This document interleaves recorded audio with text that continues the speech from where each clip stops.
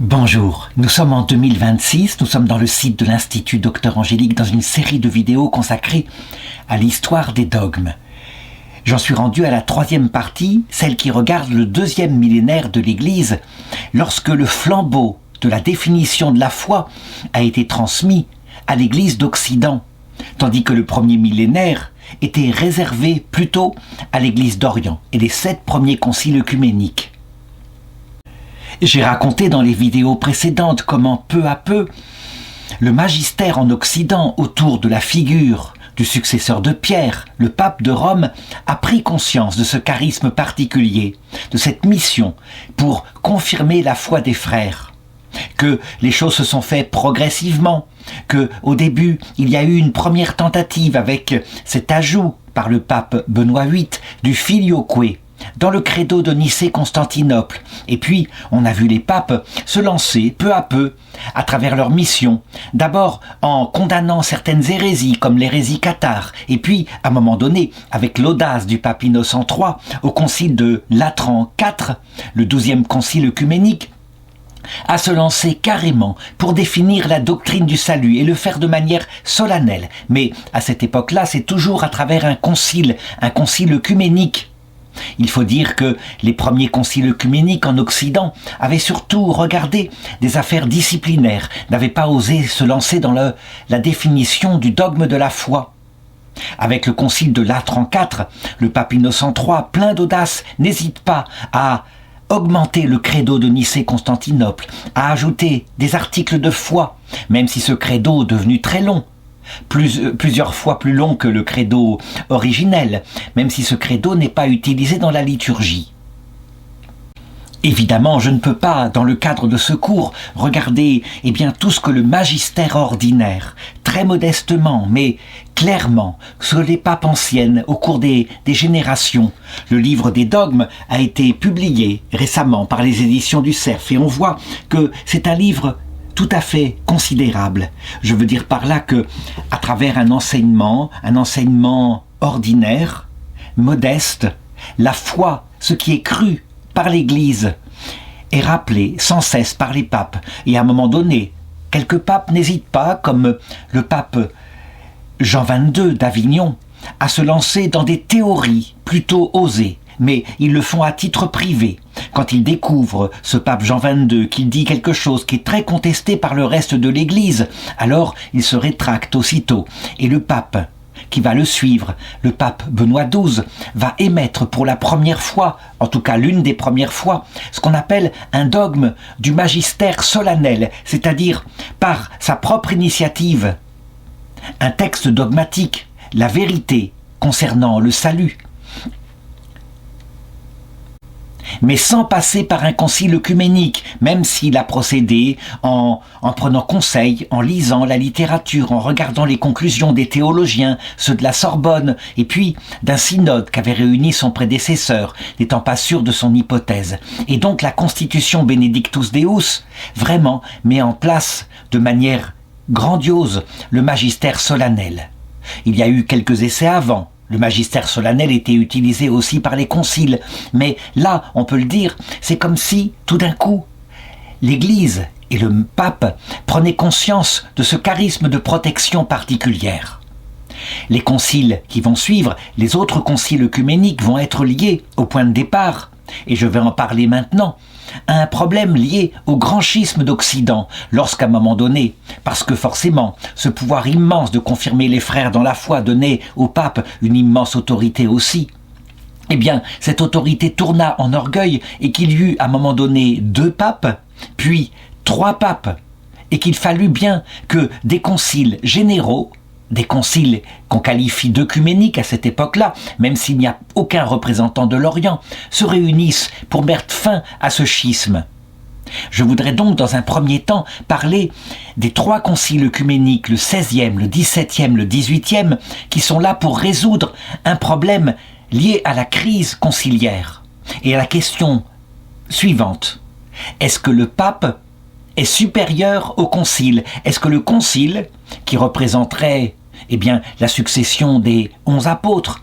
Est-ce que le concile réuni est supérieur à l'autorité du pape, le pape étant le successeur de Pierre et de Paul?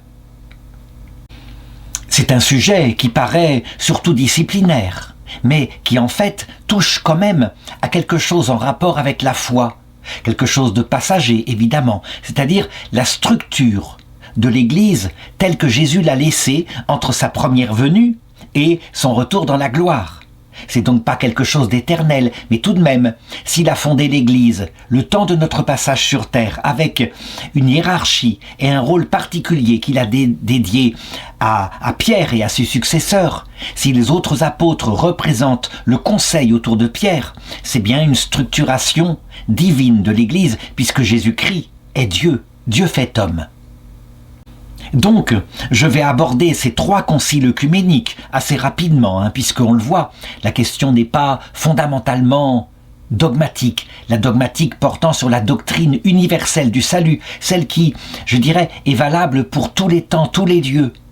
Mais cela me permettra d'aborder à la fin de cette vidéo le 19e concile œcuménique, le grand concile œcuménique, je dirais, qui est dans la ligne du concile de Latran IV, le concile qui va définir la doctrine de la foi en s'appuyant sur les fondements de jadis, les fondements que sont les 7 premiers conciles œcuméniques en Orient. Je veux parler du concile de Trente, suite à la réforme protestante, au XVIe siècle. Là, vraiment, je vais le montrer au point de vue de l'histoire du dogme. Dans le concile de Trente, on a la reprise des anciens conciles de jadis, oui.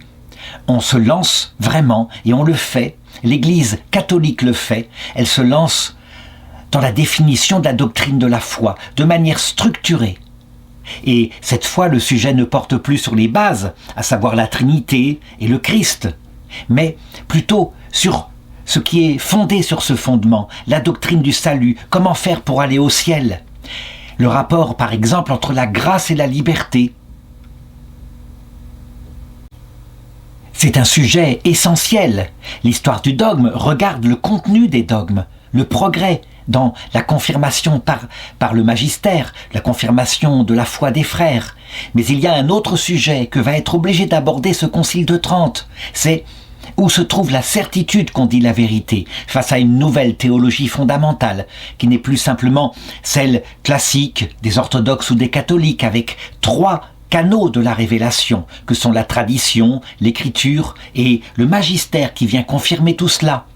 Avec Martin Luther et Jean Calvin, l'unique canal de la révélation sera l'écriture. Et donc, l'Église est bien obligée de se pencher sur ce sujet, savoir d'où vient la certitude. Est-ce que la tradition a un rôle? Est-ce que le magistère de l'Église a un rôle? Dernière remarque avant d'aborder directement le sujet, donc de ces conciles œcuméniques. Attention, les conciles œcuméniques et les papes, par leur magistère, tel que je l'ai montré dans le Denzinger, le livre que j'ai présenté tout à l'heure, eh bien, ils ne définissent pas tout. Ils donnent des repères souvent assez rapides, assez précis. Mais il faut le considérer, il y a certaines choses qui sont par exemple données par les grands saints, les théologiens, les docteurs de l'Église. Je donne un exemple très simple, pour savoir comment, psychologiquement, la foi aboutit à la charité et que la charité progresse, s'affine, se purifie sur la terre. Il faut, par exemple, lire un docteur de l'Église comme Sainte Thérèse d'Avila, dans son livre qui s'appelle Le Château intérieur, ou comme Saint Jean de la Croix, qui lui s'est penché dans ses épreuves, sur l'existence d'épreuves, justement, que Dieu nous envoie, la nuit des sens, la nuit de l'esprit, pour façonner notre cœur, pour le préparer à la vie éternelle. Mais ça, c'était une remarque, attention, pour bien indiquer que l'histoire des dogmes, c'est pas toute l'histoire de la compréhension de la doctrine du salut. Donc, commençons par ces 3 conciles qui vont devoir régler la question du rapport entre les papes et les conciles. Le premier s'appelle le concile de Constance, c'est un concile œcuménique, le 16e, c'est comme ça en tout cas qu'à l'époque on le définit, il a eu lieu entre 1414 et 1418, c'est la période de la guerre de 100 ans. Son origine est assez facile à comprendre. Les papes donc s'étaient réfugiés en Avignon. Je l'ai montré, je l'ai montré dans la précédente vidéo, avec en particulier le pape Benoît XII, qui donne l'un des premiers dogmes avec ce magistère solennel. Et puis, à un moment donné, sous la pression des saints, Sainte Catherine de Sienne en particulier, les papes, pleins de culpabilité, se disent qu'il faudrait peut-être penser à revenir à Rome, et ils le font. Ils le font en pensant que c'est une bénédiction de Dieu. En réalité, Sainte Catherine de Sienne est probablement mue par Dieu, mais pas pour ce qu'elle pense. L'Église va devoir subir ici, en ce retour à Rome, à travers son pape, une véritable humiliation. Et probablement cette épreuve a comme but justement de maintenir la papauté dans l'humilité. Les papes reviennent à Rome, et là, devant la pression de la population romaine qui voudrait un pape italien, ils finissent, plein de panique, par élire un vieux cardinal qui se montre très vite, alors qu'il paraissait humble, extraordinairement dominateur et méchant, qui ne va pas hésiter, parce que, évidemment, les cardinaux commencent à avoir peur de lui, à en attraper, à en condamner, et même à en exécuter. Les cardinaux s'enfuient, ils retournent en Avignon, et là, ils se réunissent de nouveau, ils élisent un contre-pape en disant « Notre pape est valide, nous l'avons élu en pleine liberté, alors qu'à Rome, nous étions sous la pression et les menaces du peuple. » On a donc canoniquement, effectivement, 2 papes qui sont là. Et on ne sait pas comment régler l'affaire. Chaque pape a ses arguments. D'ailleurs, il y aura pour chaque pape des saints qui les défendront. Pour le pape de Rome, c'est plutôt Sainte Catherine de Sienne. Pour le pape d'Avignon, c'est quelqu'un comme Saint Vincent Ferrier. Avec les catastrophes de la peste noire qui s'étend sur l'Europe, la peur de la fin du monde.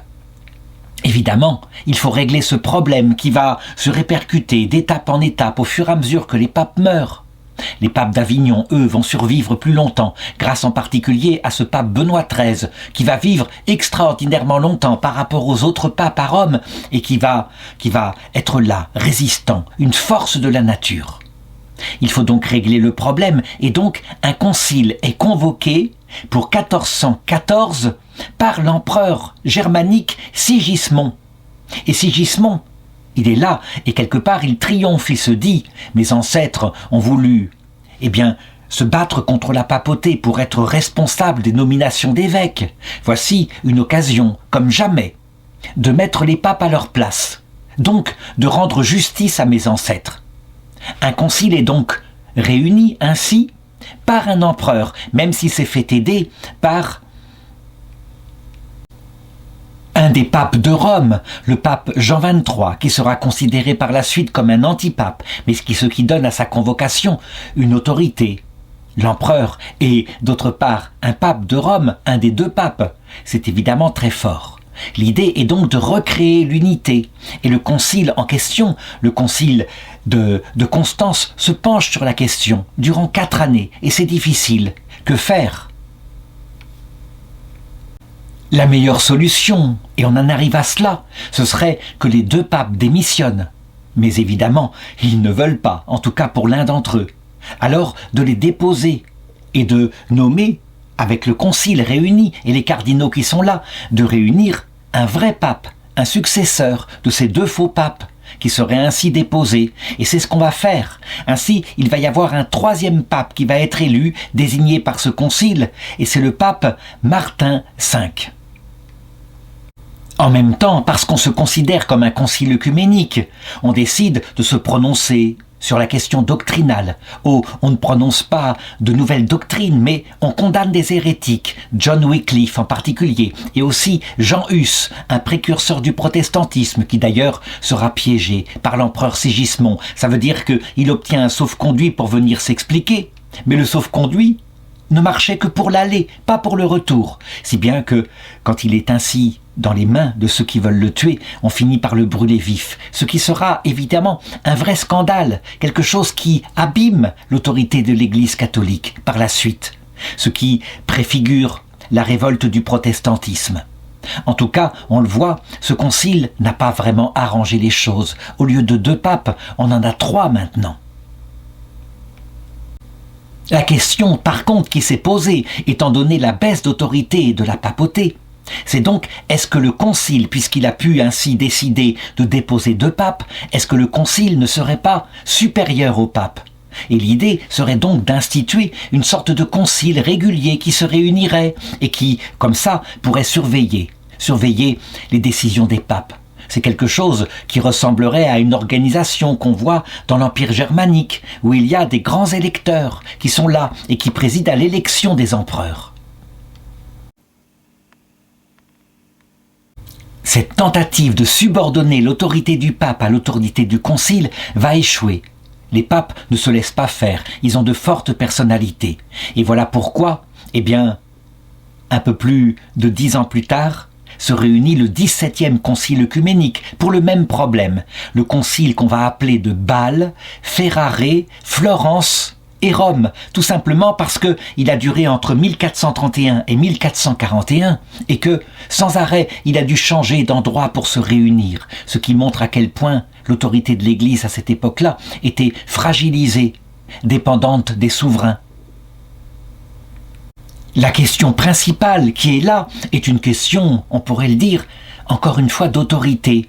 La question est de savoir si le concile est supérieur au pape. Et donc en s'appuyant sur le précédent concile œcuménique, certains concluent, oui, c'est évident, sinon jamais un concile n'aurait pu déposer un pape. Et donc la première session se déroule à Bâle entre 1431 et 1437. Et donc on essaye de traiter de cette réforme, et le cas de Jean Hus en particulier est traité. Mais le pape Eugène IV ne se laisse pas faire. Il ne se laisse pas faire sans doute à cause du goût pour le pouvoir. C'est ainsi à cette époque-là. Il y a une telle dégradation de l'autorité dans l'Église. Mais en même temps, certainement, il y a caché le rôle de l'Esprit Saint, qu'a établi l'Église, effectivement, sur l'autorité de Pierre, les 12 apôtres étant autour de Pierre, mais Pierre ayant un rôle particulier. En tout cas, c'est comme ça que conclura plus tard l'Église catholique. Ainsi donc, face à la prétention de ce concile, qui s'appuie sur le décret Fréquens du 9 octobre 1417, promulgué par le précédent concile, le concile de Constance, qui se déclarait institution permanente de l'Église devant se réunir périodiquement, voici que le pape s'oppose à cela.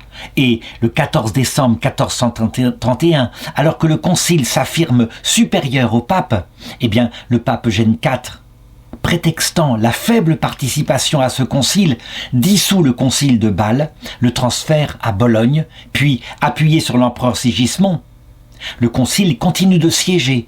On a donc une division de plus qui est en train de s'établir.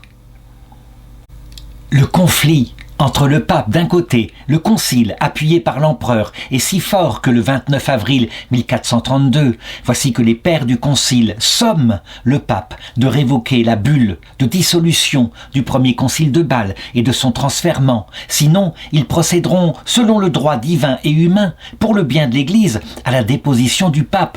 Ils menacent de cela. Et après tout, s'il y arrive, ce sera une preuve de plus que le concile est supérieur au pape.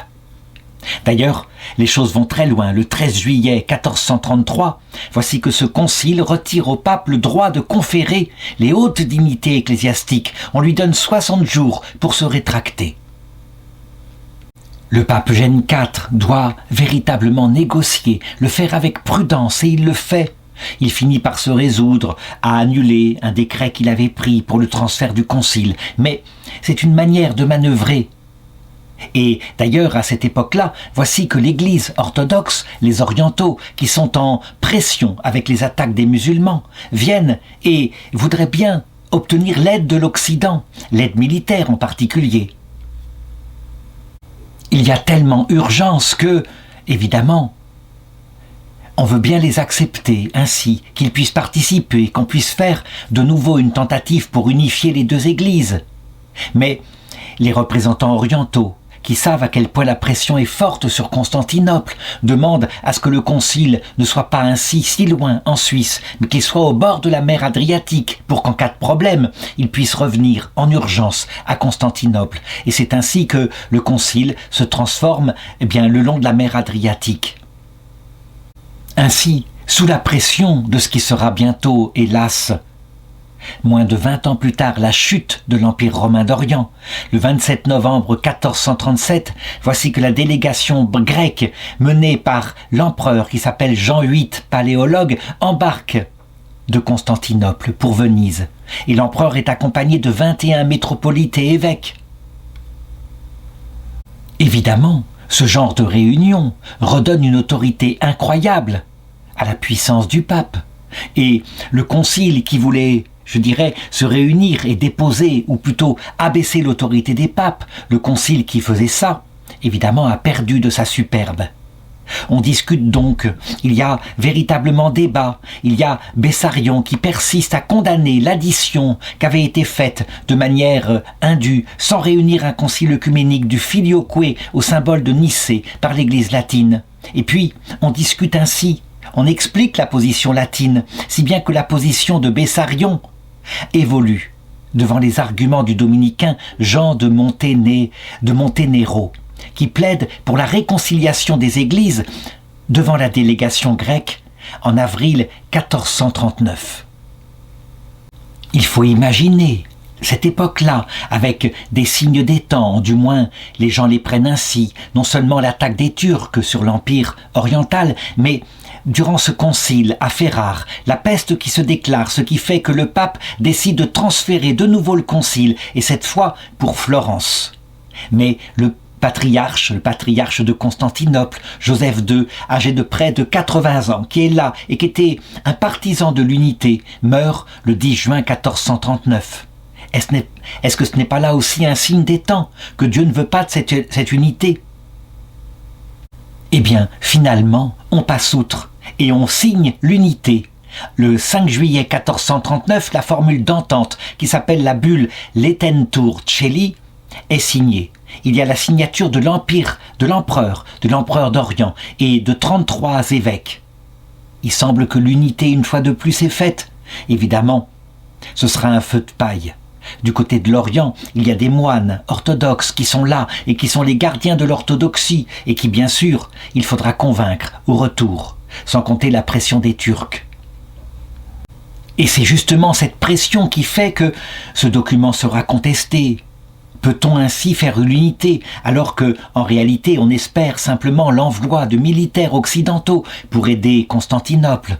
En tout cas, le 6 juillet 439, Bessarion, qui est le métropolite de la ville de Nicée, lit la version grecque du décret d'union des églises dans l'église Santa Maria del Fiore, et la version latine est lue par le cardinal Giuliano Cesarini. Cependant, on doit le remarquer, les évêques orthodoxes ne communient pas à la communion catholique, ce qui veut dire que, manifestement, il y a d'autres problèmes qui ont été soulevés jadis par le patriarche de Constantinople, Photius. Le pain non levé qu'utilisent les Occidentaux et le pain levé qu'utilisent les Orientaux, c'est un problème tellement secondaire, mais un problème tout de même. L'unité est loin d'être faite. À chaque fois qu'un patriarche ou qu'un évêque revient dans son pays, comme par exemple le métropolite de Kiev, Isidore, qui revient en Russie et qui, lui, est partisan de l'union, à chaque fois sur place, évidemment, on n'a pas le même esprit et donc on conteste cette réunion. De la même façon, lorsque d'autres patriarches, comme le patriarche copte d'Alexandrie, ou des religieux éthiopiens de Jérusalem participent au concile de Florence et acceptent l'acte d'union, qu'on signe la bulle Cantate Domino, encore une bulle d'allégresse, le 4 février 1442, eh bien, revenus dans leur pays, finalement, les églises ne suivent pas. Une tentative de plus qu'a échoué, comme si l'unité ne pouvait pas être faite tant que, n'ayant pas avalé la coupe du malheur jusqu'au bout, les églises ne se comportent pas avec davantage d'humilité. En tout cas, le concile se sépare avec tous ses documents d'unité avec l'Orient et l'autorité du pape est rétablie quelque part. On le voit, la crise n'est pas passée loin. L'Église a failli, évidemment, perdre sa structure telle que le Christ l'avait instituée. Mais la crise, finalement, est passée. L'Empire romain d'Orient, quant à lui, tombe, et puis, pendant 70 ans, il n'y aura pas d'autres réunions de concile. Les papes, par contre, s'affirment de plus en plus dans le magistère. Et parfois, ils émettent dans le magistère ordinaire des lettres qui donnent une certaine doctrine. Mais en même temps, à cette époque-là, on entre de nouveau dans une phase de dégradation de la papauté, avec une église qui se plonge dans la Renaissance italienne, avec des papes à Rome qui pensent davantage à construire des bâtiments qu'à s'occuper de leur rôle apostolique. Il va donc y avoir le 18e concile, le concile de Latran V, entre 1512 et 1517. Donc je l'ai dit, 70 ans après le concile de Bâle, Ferrare, Florence, Rome. Il faut le remarquer, nous sommes au tout début de la réforme protestante, mais à l'époque, elle n'est qu'une étincelle, personne ne l'a encore repérée. Elle viendra d'Allemagne par Martin Luther. L'Église, par contre, est consciente de la décadence qu'il y a. Il faut bien qu'un concile œcuménique soit là pour rétablir une certaine discipline parmi les mœurs du clergé. Mais très souvent, à cette époque-là, la pourriture est jusque dans la tête. Et souvent, ce sont les papes de Rome qui sont un peu des seigneurs de la Renaissance, qui sont eux-mêmes très éloignés du Christ. Bref, le concile de Latran V, c'est donc le 18e concile œcuménique de l'Église catholique, est convoqué par le pape Jules II en 1512. Et il meurt, et il sera achevé en 1517 sous son successeur Léon X. Le contexte, c'est celui des guerres d'Italie. Il faut, là encore, réformer l'Église, une fois de plus, sortir d'un schisme. Il y a un concile parallèle qui s'est réuni à Pise. Le mal est profondément maintenant dans l'Église à cause d'une civilisation magnifique qui a été construite en Occident et qui s'est développée dans l'orgueil. Mais les gens ne peuvent pas le voir. Il y a certains problèmes théologiques qui sont tout de même posés par certains hérétiques qui sont levés. Et donc on réaffirme ici quelque chose qui était ancien, qui avait été affirmé lors du 7e concile œcuménique, comme par exemple la distinction dans le culte des saints, qui est un culte de dulie, d'honneur, avec le culte de latrie qui est réservé à Dieu, au Père, au Fils, au Saint-Esprit. Il n'y a donc rien là de radicalement nouveau. Il y a par contre une affirmation évidente, mais qui va être déclarée comme ne faisant pas partie formellement de la foi, du dogme, parce qu'elle est accessible à la raison humaine, ce qu'on appellera plus tard un préambule de la foi. À savoir, face à une thèse qui prétend que l'âme humaine n'est pas immortelle, le Concile réaffirme l'immortalité de l'âme humaine. Il y aura un deuxième préambule de la foi, proclamé lors du Concile Vatican I, à savoir qu'on peut par sa raison démontrer l'existence de Dieu. Ce sont les deux principaux préambules de la foi. Ici donc, il est dit, c'est un aspect philosophique, mais il faut bien le garder. Oui, la raison humaine peut démontrer par elle-même ce que la foi donne aussi à croire, à savoir que notre âme est immortelle. On prend quelques décrets pastoraux par ailleurs, en particulier par rapport à l'invention de l'imprimerie. L'imprimerie est certes encouragée, mais en même temps, du coup, il faut créer un index des livres interdits. Puisque les livres se démultiplieront, il faut que l'Église puisse être capable de dire que tel livre est interdit parce qu'il contient une doctrine perverse. Ou, si elle n'est pas perverse, au moins une doctrine douteuse. Cela sera beaucoup reproché par les protestants plus tard, qui diront que, à l'index, l'Ancien Testament en particulier avait été mis. Et c'est vrai, l'Église ne voulait pas que les fidèles, qui manquaient de culture, puissent accéder directement au texte de l'Ancien Testament, sous peine d'entrer dans des erreurs, de prendre ce qui n'était qu'une doctrine passagère, avec une histoire sainte, un devenir, une éducation de l'homme, que des gens le prennent pour une doctrine définitive, la doctrine définitive étant dans le Nouveau Testament. Ce sera sous la pression du protestantisme qui, au contraire, propose à ses fidèles de lire directement l'Écriture que l'Église finira par se réformer sur ce point. Il y a, je dois l'ajouter, quelques autres réformes qui ne touchent pas directement au dogme, des réformes sur la pratique des indulgences, mais qui seront vite détournées, parce que l'Église, au Vatican, a besoin d'énormément d'argent pour construire les immenses bâtiments qu'on voit actuellement et qui sont là, qui accueillent des foules.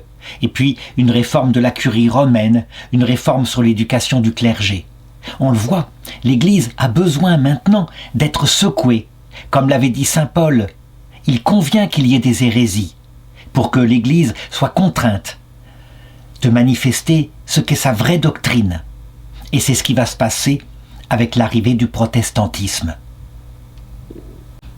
L'histoire de la réforme protestante est véritablement significative. On peut la regarder avec un regard de sagesse en se disant qu'elle ressemble un peu au comportement qu'avait eu Dieu par rapport au roi Salomon, qui dans sa jeunesse était un sage et qui dans sa vieillesse se livra à de l'idolâtrie, eut 1000 femmes. Et à un moment donné, Dieu lui dit « Parce que tu t'es comporté comme cela, je vais t'arracher 10 tribus. » Et Dieu suscita, dit l'Écriture, un ennemi à Salomon. Eh bien, il semble que c'est un peu pareil. L'Église, n'étant manifestement pas réformable, étant installée ainsi, comme une épouse gâtée, sur la richesse de la civilisation qu'elle a créée, voici que un ennemi lui est suscité. Un ennemi qui vient, lui, de l'initiative d'un homme. Il s'agit de Martin Luther au départ, mais qui manifestement reçoit une certaine réussite de Dieu, comme un fouet qui vient secouer l'Église catholique. Au départ, Martin Luther, il est simplement angoissé par son salut. S'il est vrai que pour être sauvé, il faut être parfait comme Dieu est parfait, alors, comme il se considère profondément pécheur, il tombe et il retombe dans les mêmes péchés. Alors il se dit, probablement serai-je damné. L'angoisse le travaille, il cherche une solution. Comment sortir de cette angoisse? C'est donc un homme fervent, c'est un moine augustin allemand. Et il finit par tomber sur un texte de l'Écriture qui montre que, par la foi, un homme est sauvé. S'il a la foi, s'il fait confiance en Dieu, il est sauvé. Et c'est pour lui comme une douche de jouvence, une paix qui descend dans son âme. Oui, il croit en Dieu, il fait confiance à Dieu, et donc, quel que soit son péché, il serait aussi grand qu'une montagne. Dieu est là, il suffit qu'il se mette dans les bras de Dieu et Dieu le sauvera. Évidemment, en comparaison de la théologie qu'on lui avait enseignée, qu'avait, je dirais, une certaine connotation, non pas janséniste, mais, disons, culpabilisante. C'est comme si la vie entrait dans son âme. Parallèlement, il repère quelques scandales objectifs que les gens voient. Les gens, parfois, ont un total irrespect pour les autorités de l'Église catholique. La vente des indulgences en particulier est un scandale. Et Martin Luther, qui n'est pas homme à se laisser ainsi abattre, décide d'afficher sur les portes d'une église toute une série de thèses qui réforment et qui pourraient aboutir à la réforme de l'église. Évidemment, du côté de Rome et du côté des catholiques, où on est sûr de sa vérité, où on maintient ainsi la civilisation chrétienne, il y a opposition. Et l'opposition va se tendre. Le problème, c'est que Martin Luther est suivi par toute une foule qui sont d'accord avec les réformes qu'il propose. Et Martin Luther, ainsi encouragé, va rentrer dans une véritable révolte contre l'Église catholique. Il va y rentrer en tirant le fil de la découverte qu'il avait faite, à savoir que si il avait découvert dans l'Écriture une vérité que l'Église catholique n'enseignait pas, l'Église catholique disant que le salut venait des œuvres que l'on faisait, des œuvres matérielles, comme par exemple un nombre de chapelets de prières. On obtenait par là des bons qui permettaient d'échapper au purgatoire et d'aller au paradis. Eh bien, Martin Luther se dit, il faut peut-être tout repenser, regarder s'il n'y a pas eu erreur, si on n'a pas été trompé par l'Église catholique dans son magistère. Et c'est ainsi qu'il va établir la théologie réformée, qui est basée d'abord sur une théologie fondamentale. D'où vient la source de la certitude? Il le dit, la tradition, mais elle n'est qu'humaine, et Jésus d'ailleurs l'avait critiquée. Le magistère, il n'a fait que confirmer ces choses humaines, un peu comme les pharisiens l'avaient fait au moment de Jésus. Mais la confiance en Dieu, fondée sur le regard, sur l'Écriture. Jésus lui-même n'était-il pas fondé sur le regard sur l'Écriture sainte? Ainsi donc, il le pense, la source de toute vérité, c'est l'Écriture seule. Le sola fide est établi là. Et c'est vrai, il a trouvé, lui, la vérité dans un passage de l'Écriture. À partir de là, eh bien, il va se permettre de tout repenser en regardant les choses. Et d'abord, l'origine, la révolte qu'il voit en lui, de sa chair, qui se révolte contre son âme. Il repense donc le péché originel en se disant, manifestement, après ce péché originel, la nature humaine a été ravagée complètement, et l'homme est incapable, même s'il peut vouloir le bien, il est incapable de le faire. Ce qui veut dire que ceux qui prétendent que les êtres humains peuvent, par un effort sur eux-mêmes, arriver à acquérir quelques vertus, se trompent. Tout ce qui vient de la volonté humaine est mauvais. La nature humaine est détruite. Par contre, se jeter dans les bras de Dieu, la confiance en Dieu, oui, là, vraiment, on peut obtenir le salut. Il nous prend dans ses bras et il nous mène vers la vie éternelle.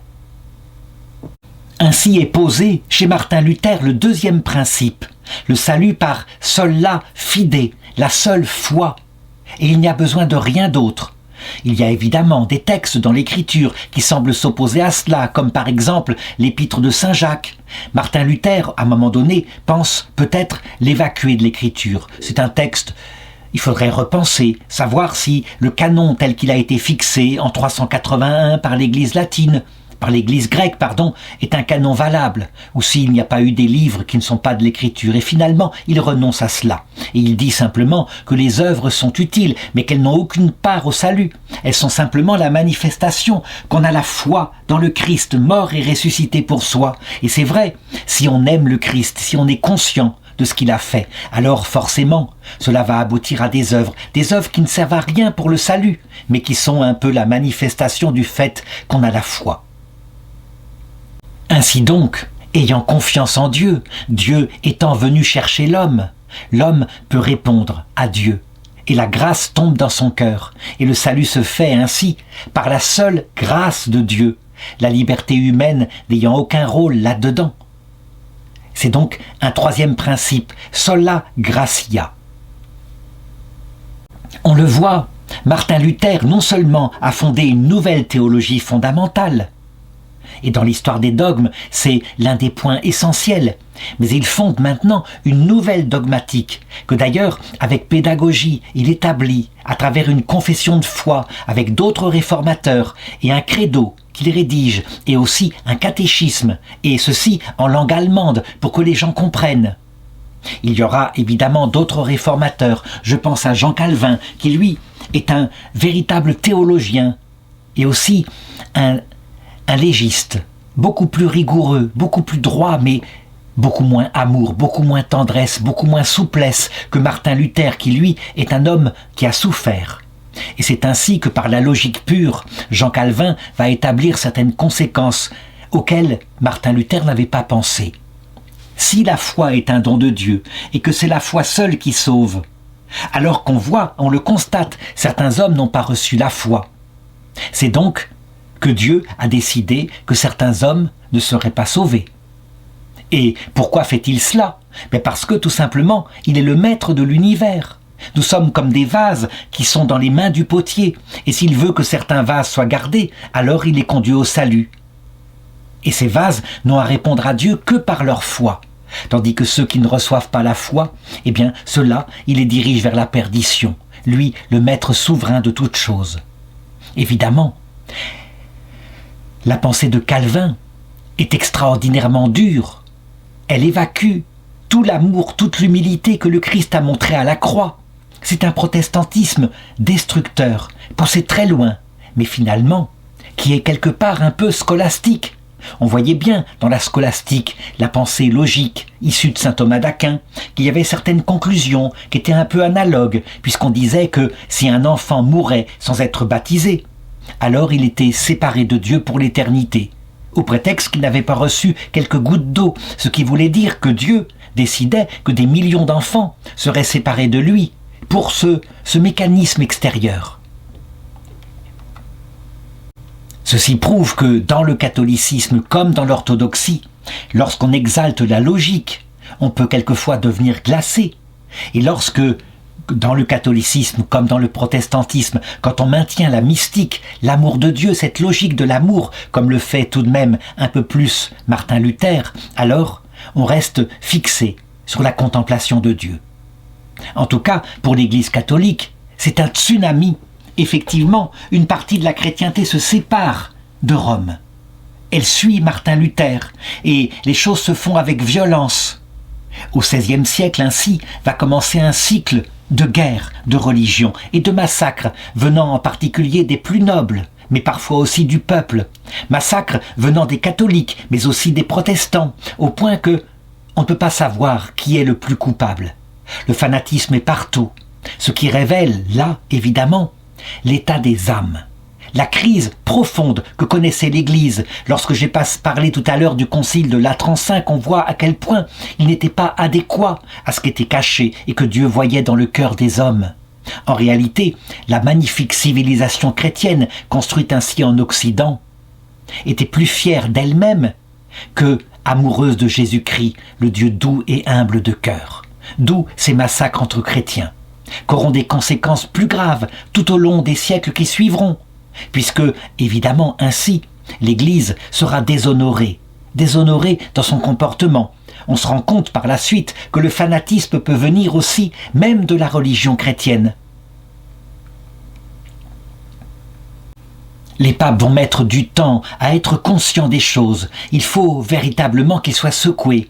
Et puis, finalement, se lèvera un pape qui, conscient qu'il faut une réponse aux critiques de Martin Luther, une réponse structurée, va réunir ce fameux 19e concile œcuménique, un vrai concile structurant, un concile sur l'image des premiers conciles œcuméniques, un concile définissant la foi. Pas seulement s'occupant de problèmes disciplinaires, d'organisation interne, ou alors de qui est le chef entre le pape et le concile, mais un concile définissant la doctrine du salut, et non seulement la doctrine du salut, mais aussi la manière dont on est sûr qu'on est dans la bonne doctrine du salut.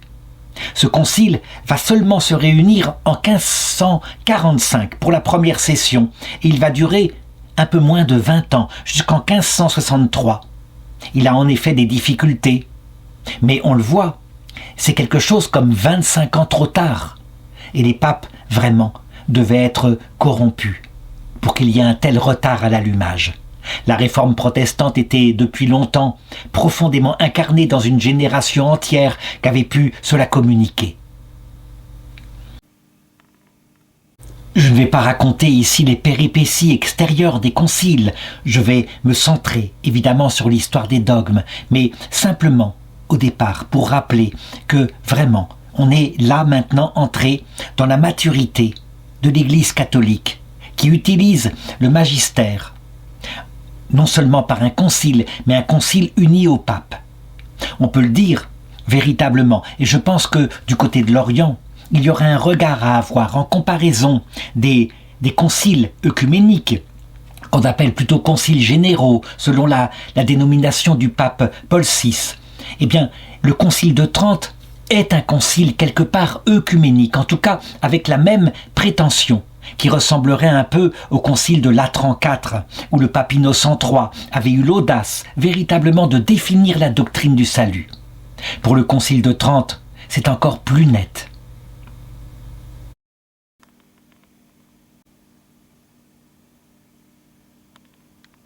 Autre chose, comme on va le voir, la critique orthodoxe qui disait « inutile à partir de maintenant de réunir un autre concile œcuménique pour définir la foi », les 7 premiers conciles œcuméniques suffisants, on peut le dire, le concile de Trente démontre que ce n'est pas vrai, qu'il y a certes les fondations par les 6 premiers conciles œcuméniques, les fondations de l'immense Église, il y a avec le 7e et l'acceptation des images, une première approche sur ce qui est les murs de construction, à savoir le salut de l'homme. Oui, l'homme peut se servir d'images pour marcher vers Dieu. Mais il faut maintenant se pencher sur des problèmes immenses, comme par exemple comment se fait cette démarche de l'homme qui peu à peu monte vers Dieu. Il y aura à un moment donné forcément un toit qui sera mis à ce bâtiment. Le toit n'est pas encore construit en 2026 où je fais cette vidéo. Ce sera l'approche dogmatique de toute la théologie, de l'eschatologie. Comment se passe notre salut à l'heure de notre jugement individuel, en entrant davantage dans des détails. Là, ici, nous sommes maintenant face aux problématiques de Martin Luther et de Jean Calvin, face à 2 sujets. Premièrement, où se trouve la source de la vérité, et deuxièmement, comment se fait la justification ici-bas sur terre d'un homme. Comment est-ce qu'il peut obtenir la grâce? Quelle est la part entre la grâce et la liberté humaine? Ce sont les 2 sujets de la théologie, de l'histoire des dogmes. Oui, savoir d'où vient la certitude, et ensuite regarder l'apport, l'apport dogmatique qui se passe génération après génération. Donc sur le premier sujet, c'est la 4e session du Concile de Trente, le décret sur les écritures canoniques. Petite anecdote, c'est étonnant comme ce concile a démarré avec peu de gens. À la séance d'ouverture, le 13 décembre 1545, dans la cathédrale de Trente, la foule est maigre. Il y a 3 légats du pape, 4 archevêques, 20 évêques. Et le procureur est l'archevêque de Mayence, au point que Jean Calvin plaisantera à ce sujet en disant « Si c'était seulement un synode provincial, il devrait avoir honte de se trouver si peu nombreux. » Et pourtant, il y a la volonté de l'empereur de dominer ce concile, d'en définir les perspectives. Eh bien, les pères vont avoir l'audace de se séparer de l'autorité de l'empereur pour s'emparer non seulement de problèmes disciplinaires, ce dont l'empereur voudrait qu'on s'occupe, mais s'emparer de ces problèmes théologiques. Et donc ainsi, on voit dans cette première session aborder tout de go les questions fondamentales. À savoir, d'abord, je l'ai dit, premier sujet, d'où vient la certitude de la révélation. L'Écriture sainte est réaffirmée, effectivement, comme un des canaux par nous vient la certitude, la source vive étant le Christ. La source vive étant l'Esprit Saint qu'il envoie à partir de la Pentecôte et qui continue d'envoyer dans l'Église, sur le peuple de Dieu, sur les saints. Mais il faut bien considérer que l'Écriture elle-même n'a été produite que par la tradition, c'est-à-dire par l'Esprit Saint dans le cœur de la première génération de ceux qui ont connu Jésus ou de ceux qui ont enquêté sur Jésus, que Jésus n'a rien écrit, et donc qu'il y a bien 2 canaux de la révélation. La tradition qui produit l'Écriture, la tradition étant vivante, étant ce qu'il y a de plus lié à la source vive, l'Écriture étant déjà un dégradé. L'Écriture, quand elle est coupée de la tradition et de l'Esprit Saint, pouvant même conduire à de mauvaises interprétations et à la mort. Ainsi donc, on le voit, l'Église en revient à la théologie fondamentale, celle qui est commune avec les orthodoxes. Il ne saurait y avoir l'Écriture seule. La religion chrétienne n'est pas une religion du livre seul, loin de là, même si les protestants diront « Mais nous ne sommes pas une religion du livre seul, nous lisons l'Écriture éclairée par l'Esprit Saint ». C'est bien vrai. En tout cas, c'est ce qu'on voit dans l'intention de Martin Luther, et ce qu'on verra beaucoup moins dans la suite, où quelquefois, certains théologiens protestants diront que l'Écriture, par une analyse textuelle, se suffit à elle-même, et ils inventeront ce qu'on appelle l'exégèse historico-critique, quelquefois tellement rationnelle qu'elle se sépare de tout amour. Petite remarque par rapport à ce premier point. Il y a donc, pour le moment, là dans le Concile de Trente, 2 canaux par où la révélation, la source vive nous parvient. Tradition et écriture. Il faudra probablement, par la suite, découvrir quelque chose qui n'est pas un canal indépendant, mais tout de même comme un 3e pied qui vient confirmer la bonne interprétation qu'on a de ces 2 canaux. C'est le magistère de l'Église. Évidemment, c'est couru d'avance, on le sait.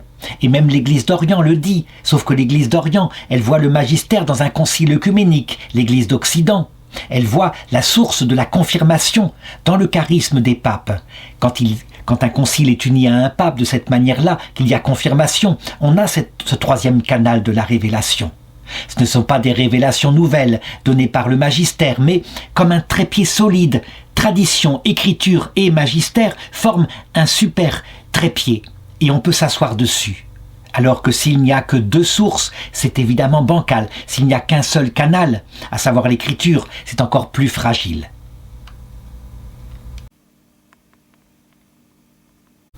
Deuxième sujet dont s'empare le Concile de Trente dès la première session, eh bien, ce sont les sujets dogmatiques. En particulier, le début, le péché originel. Est-il vrai que la liberté humaine a été totalement supprimée ? Et puis, il faudra bien se pencher sur la question de la justification. Est-il vrai que la justification se fait par la foi seule ?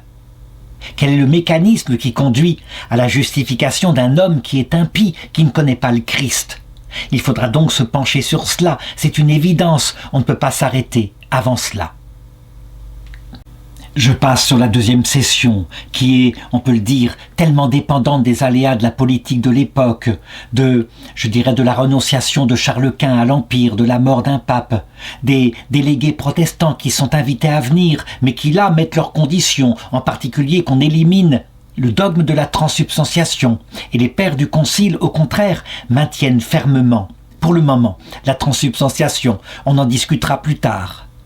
Passons directement à la troisième séance, qui a lieu entre 1562 et 1563. On a pu véritablement discuter, se pencher sur les problèmes théologiques, et le 3 et 4 décembre 1563 se tient l'assemblée de clôture du concile. L'ensemble des décrets du concile sont lus devant les pères qui sont rassemblés dans la cathédrale Saint-Vigile de Trente. Les archevêques et les évêques sont beaucoup plus nombreux qu'à l'ouverture du concile. Il y a 220 prélats qui signent l'acte final le 4 décembre 1563. On le voit donc, au-delà des hommeries, c'est-à-dire des conflits de personnes, qu'il y a eu des pressions tout au long de ce concile. Sont sortis des documents qui sont là, mais il faut le reconnaître, qui ne sont pas systématiques, qui ne sont pas une structuration ordonnée partant de la Trinité, mais disons, puisqu'il s'agit de répondre aux protestants, il y a certains textes qui sont donnés, abordant certains sujets fondamentaux. Les documents donc de théologie fondamentale sur les sources de la révélation sont établis. Pas définitivement, d'autres choses seront apportées qui compléteront, comme au Concile Vatican II, la constitution dogmatique Dei Verbum. Mais là, il est repris face à Martin Luther aussi le rôle complet des livres de l'Écriture. Les livres que Martin Luther avait déclarés apocryphes, tous les livres de l'Ancien Testament écrits en grec. Ces livres sont réaffirmés comme faisant partie de la révélation, comme faisant le pont entre le premier Ancien Testament écrit en hébreu, qui, à une époque, ne donne même pas l'existence de l'immortalité de l'âme, et puis l'influence des livres grecs, après l'invasion d'Alexandre le Grand, qui font le pont vers le Nouveau Testament, qui lui-même est écrit en grec, et où la spiritualité, l'immortalité de l'âme est affirmée. C'est un apport venant de la philosophie grecque, et pas seulement de l'Égypte antique, mais c'est essentiel. Et je l'ai dit tout à l'heure, le rôle de la tradition est réaffirmé en distinguant la tradition sainte portée par l'Esprit Saint et les traditions humaines, portées par l'intelligence humaine. Donc, il n'y a pas donné ici une capacité pour distinguer les deux, mais je l'ai dit, ce sera le magistère plus tard qui est là et qui permet de confirmer ce qui vient de l'Esprit Saint et ce qui vient de l'homme. La 6e session aborde maintenant un vrai contenu sur la doctrine du salut. C'est la doctrine justement de la justification de l'impie. C'est une session absolument fondamentale, qui est faite d'abord par une doctrine qui explique comment, peu à peu, la grâce pénètre dans l'âme. Et cela s'achève par une série de canons précis, sous forme de propositions, qui excommunient celui qui penserait autrement. Les anciennes méthodes sont toujours utilisées. Le Concile Vatican II n'utilisera plus cela. Résumons la doctrine du salut telle qu'elle est présente dans ce concile de Trente. D'abord, et en premier lieu, le péché originel n'a pas détruit la nature humaine. La nature humaine reste capable de liberté, mais évidemment, la liberté ne peut s'exercer que sur des actes humains. Pour rentrer dans la vie surnaturelle, il faut que Dieu lui-même prenne l'initiative par une grâce efficace, et la foi est un don de Dieu. Et en reprenant ainsi les textes du Concile d'Orange, il est montré comment se font les premiers pas pour la conversion d'un impie. Oui, Dieu attire l'âme par sa grâce, et, à un moment donné, à l'âme est révélé à l'intelligence que c'est Dieu qui parle ainsi. Lorsque l'âme accepte, portée par cette grâce, alors on entre dans la justification de l'impie, et donner une grâce sanctifiante qui surélève l'âme pour la rendre capable d'une vie surnaturelle avec Dieu, mais une vie qui ne se contente pas de la foi étant ce qui éclaire l'intelligence et aussi ce qui permet de se porter vers Dieu. Porté par la foi qui est la porte qui permet d'entrer dans la justification, alors peut naître naturellement, non pas les œuvres, mais la charité. Le salut par la charité est affirmé. La foi n'est pas niée, mais la foi est indiquée comme étant la porte. La foi en Jésus-Christ, la contemplation de ce qu'il a fait pour nous, du fait qu'il est le Dieu fait homme, mort sur la croix. Elle est la porte qui ouvre à la charité. La charité étant rendue possible, étant une vie de cœur à cœur avec Dieu, par le don d'une grâce sanctifiante qui surélève l'âme pour la rendre possible.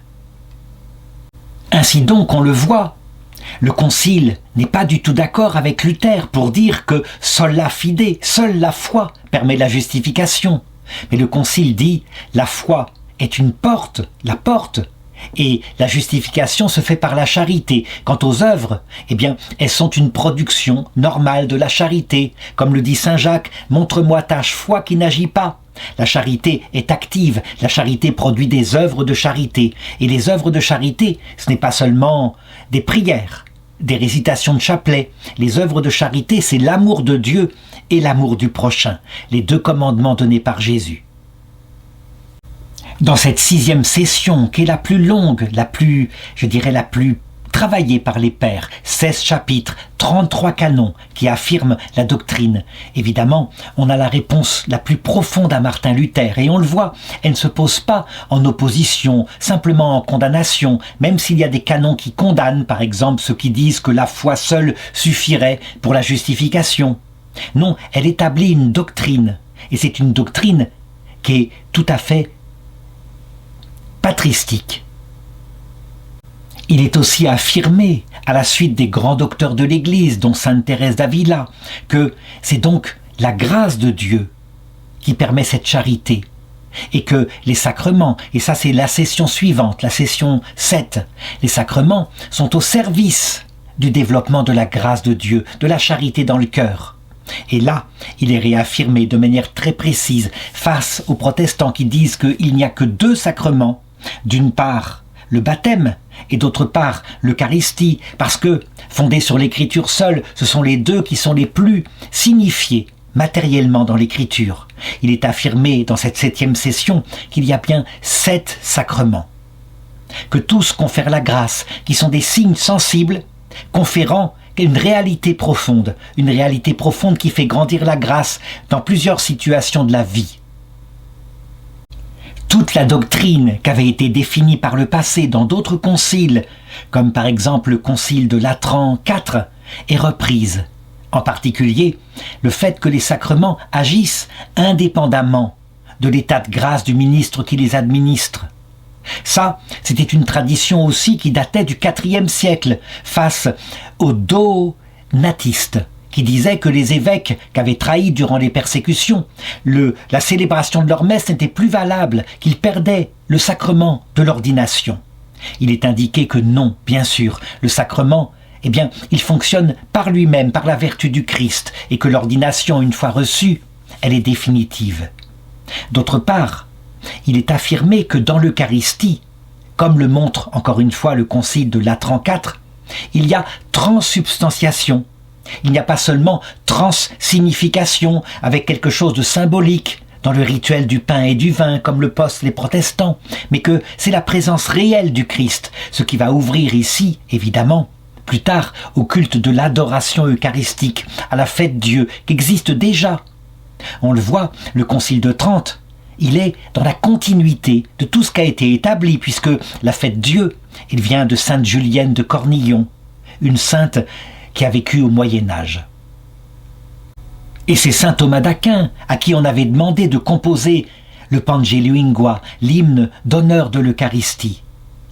Il y aura plus tard, évidemment, face à ces développements cohérents de la foi, dans la logique de tout ce qui avait été défini auparavant, il y aura plus tard un grand docteur de l'Église, appelé saint John Henry Newman, qui montrera que la dogmatique, elle est ainsi, elle se développe dans l'harmonie avec ce qui avait été préalablement préétabli, que, eh bien, une maman chat, lorsqu'elle met au monde un petit, elle ne donne pas un corbeau, elle donne un chat, ce qui veut dire que, fondé sur les fondements, à savoir la divinité du Christ et la Trinité, il y a un développement cohérent qui passe ainsi et qui apparaît dans le Concile de Trente, mais aussi par la suite dans le Concile Vatican I, puis dans le Concile Vatican II.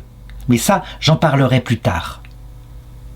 Pour ce qui est de notre sujet, de l'histoire du dogme, on le voit, le Concile de Trente est un véritable concile doctrinal, avec des dogmes solennels multipliés, dogmes solennels à travers des anathèmes excommuniant celui qui pense comme il ne faut pas dans la fidélité à la foi, ainsi que ça avait été fait durant les 7 premiers conciles œcuméniques. Ce concile est donc dans la lignée des autres conciles œcuméniques.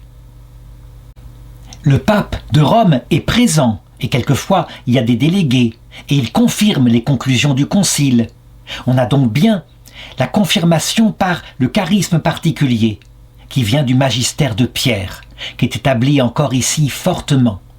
D'autres décrets sont pris, des décrets pastoraux. Il faut bien réorganiser l'Église, en particulier, et c'est fondamental, afin de l'amélioration du clergé, des décrets portant sur la constitution de séminaires diocésains pour que les prêtres puissent être formés, que la qualité du sacerdoce augmente, ce qui est absolument essentiel face au protestantisme qui, lui, fondé sur l'apprentissage de la lecture directe de l'écriture, forme un clergé de pasteurs de plus en plus cultivé.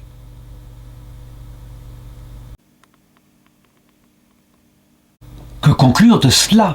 Eh bien, grâce, entre guillemets, à Martin Luther, qui, de manière pédagogique, a établi une construction concernant la doctrine du salut.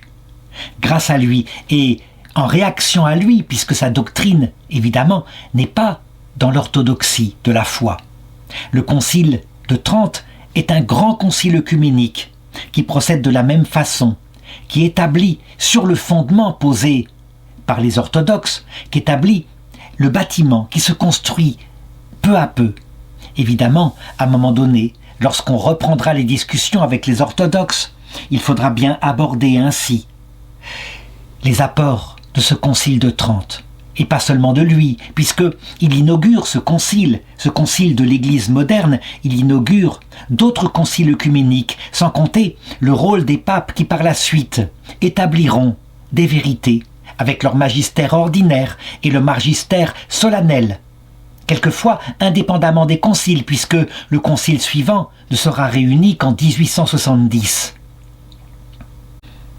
Le rôle des papes souvent reprenant la sainteté, comme le pape Saint Pie V, eh bien, qui appliqueront les réformes du concile et qui établiront une doctrine structurée partant de la Trinité, aboutissant à la vie éternelle. Je pense au catéchisme de Saint Pie V, qui est le catéchisme du concile de Trente, l'établissement d'un credo.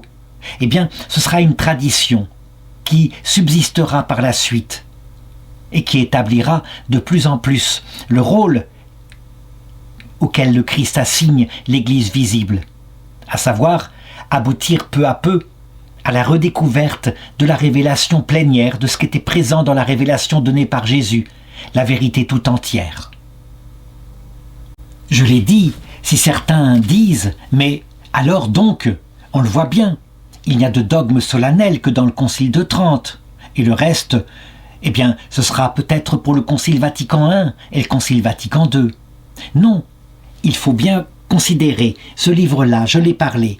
Les papes, par eux-mêmes, s'étant maintenant libérés de la timidité qui était au début, après le schisme de 1054, vont établir véritablement, au cours des siècles, en fonction des tensions qu'il y aura, d'autres hérésies, et sans réunir de concile œcuménique, ils vont établir de plus en plus précisément la vérité catholique. Certes, ça se fait face à certaines hérésies, je pense au jansénisme, au quiétisme, durant le grand siècle, mais ça se fait parfois aussi avec une doctrine clairement établie, clairement manifestée.